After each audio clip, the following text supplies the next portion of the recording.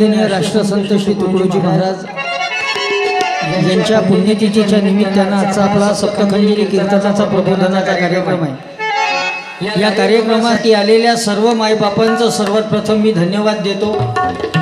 छोटंसं हे गाव आहे पण इतकं सुंदर वातावरण या गावातलं आहे। मला आता गुरुदेव शिव मंडळाचे 2-3 मंडळी गाडीत भेटले।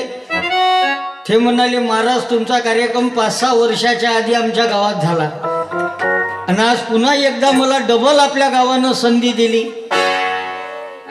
इथलं वातावरण पाहून असं वाटत आहे इथं जास्त कीर्तनाची प्रबोधनाची गरज नाही। इतकं सुंदर म्हणजे कमी IPL व्यवस्था आहे का जी आहे?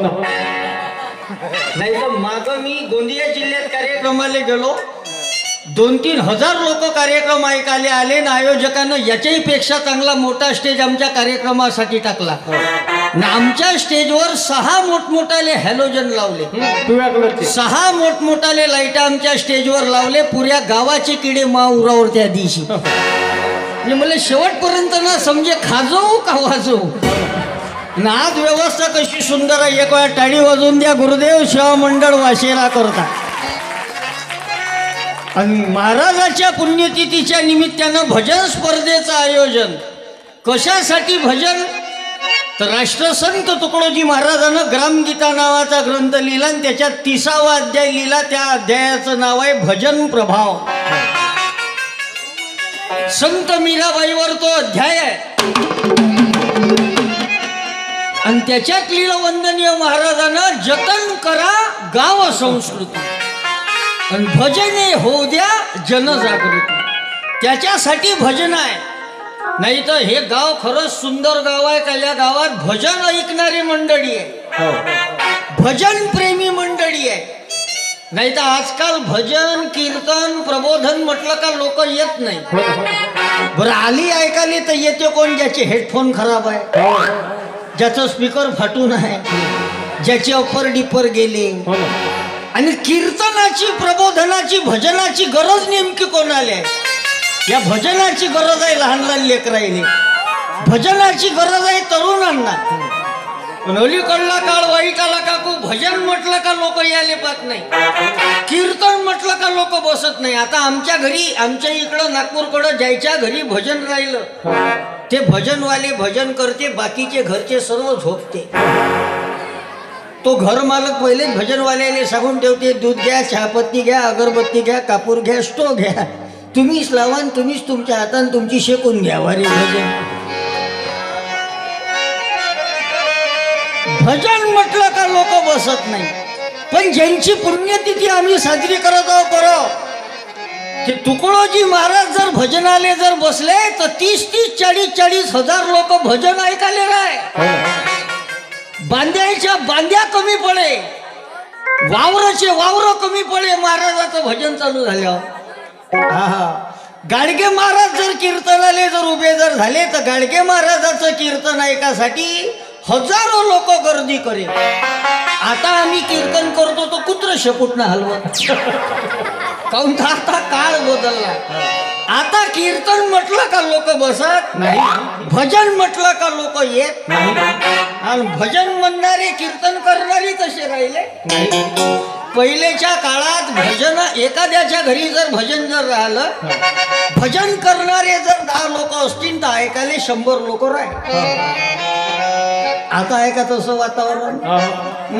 आता भजन ठेवणारी तसे राहिले नाही आणि भजन म्हणणारे तसे राहिले नाही। हे भजन मंडळ एखाद्याच्या घरी जर भजन करायला गेलं 9 वाजता तर पहिला गेअर टाकते भज गण राज दयाल कच कच कच कच, भज गण राज दयालला म्हणत तर दुसरा मंडळातला आवाज देते मांडा चहा। राहिलं यायचं भजन। भजन कशासाठी? राष्ट्रसंत तुकडोजी महाराजांना विद्यार्थी भावांनो 3,500 भजन लिहिले। किती? 2,000 हिंदी, 1,500 मराठी।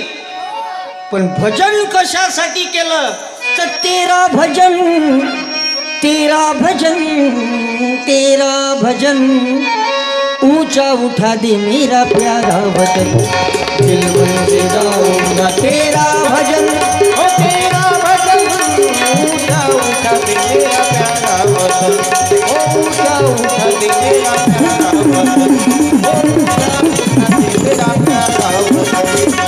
मेरे वतन की बिछुड़ी है जनता, मेरे वतन की बिछड़ी है जनता, किसी का किसी के संग नहीं बनता, किसी का किसी के संग नहीं बनता, इसलिए मैंने ठानी है मनता, सब नेताओं में कर दे मिलन, सब साधुओं में कर दे मिलन, तब दूर होगी मेरे दिल की जलन। दिल मन से गाऊंगा तेरा भजन, ओ तेरा भजन ऊंचा उठा दे मेरा प्यारा वतन, ओ ऊंचा उठा दे मेरा प्यारा वतन, ओ ऊंचा उठा दे मेरा प्यारा वतन। वंदनीय महाराजाचं हे भजन आहे. या भजनासोबत वंदनीय महाराजानं या देशातलं वास्तव मांडलेलं आहे. आज या देशात काय चालू आहे, माणूस माणसापासून दूर चालला, लोक जाती जातीत भांडणं करून राहिले, धर्मामध्ये द्वेष पसरवून राहिले, या पक्षाचं दुसऱ्या पक्षासोबत जमून न राहिलं, गटागटामध्ये लोक विभागले गेले. ही परिस्थिती आज देशाची आहे. मेरा वतन अन्न वस्त्रों का मारा, मेरा वतन अन्न वस्त्रों का मारा, चोरी चाहड़ी से करता गुजारा, चोरी चाहड़ी से करता गुजारा, क्यों ना करे कोई ना दे सहारा, कहीं व्यक्ति व्यसनों से पाए पतन, कहीं जवान व्यसनों से पाए पतन, कहीं टुकड़िया उनके उठाए कदम। दिल मन से गाऊंगा तेरा भजन, ओ तेरा भजन ऊंचा उठा दे मेरा प्यारा वतन, ओ ऊंचा उठा दे मेरा प्यारा वतन, ओ ऊंचा उठा दे मेरा प्यारा वतन। त्याच्यासाठी हे भजन स्पर्धा आहे. याच्यासारखं याचं करा, याचा थोडासा आवाज कमी करून टाका, हा जास्त लाऊड झाला. हॅलो हॅलो इको काढूनच टाकाय. हॅलो हॅलो याच्यासारखं आता याचं करा. हे भगवान इडं एक झालं पाहिजे. हॅलो हॅलो असं ठेवा तो काही Teli plus Kunbi is equal to OBC. महाराजाचं कामही त्यासाठीच होतं. महाराजांना सर्वांनी एकत्रित आणलं की भेदभाव कशाला माणसा माणसात रे, भेदभाव कशाला माणसा माणसात रे, भेदभाव कशाला माणसा माणसात हे भजन महाराजाचं. भेदभाव कशाला माणसा माणसात रे, भेदभाव कशाला माणसा